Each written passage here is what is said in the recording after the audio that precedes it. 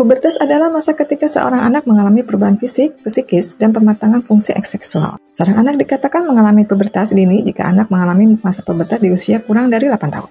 Penyebabnya adalah perubahan hormon yang dipengaruhi oleh hipofisis, yaitu kerja sistem penghasil hormon tubuh. Hormon tersebut berada di dalam darah yang mempengaruhi organ-organ dalam tubuh, sehingga mempengaruhi pertumbuhan fisik pada anak.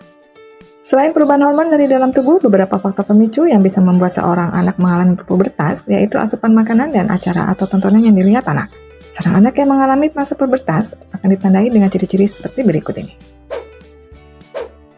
1. Perubahan fisik.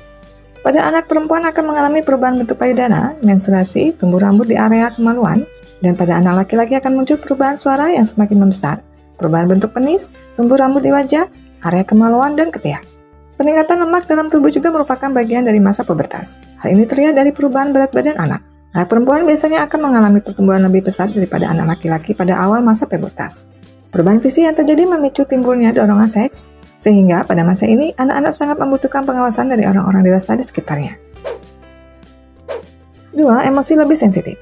Ciri-ciri pubertas berikutnya adalah emosi anak menjadi lebih sensitif. Ketika hormon seorang anak meningkat ketika masa pubertas, beberapa hal yang tidak nyaman mulai bermunculan seperti jerawat yang mulai muncul di wajah.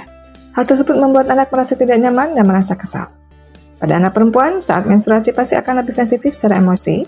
Tak jarang, anak mudah tersinggung, mudah marah, dan merasa tidak nyaman dengan situasi yang ada di sekitarnya. Akan tetapi, seiring bertambahnya usia, mereka nantinya akan mampu mengendalikan emosi mereka. 3. Anak mulai mencari jati diri. Masa pubertas merupakan masa pendewasaan terhadap anak. Hobi, aktivitas, dan teman bermain menjadi salah satu hal yang paling menonjol yang bisa kita lihat. Ketika seorang anak mulai mencari jati diri, anak-anak sering merasa mereka berada di zona abu-abu karena mereka sudah merasa bukan anak kecil, namun belum juga menjadi orang dewasa. Jika seorang anak belum tahu akan jati dirinya, dia akan lebih sering melamun dan merenungi kondisi mereka tersebut.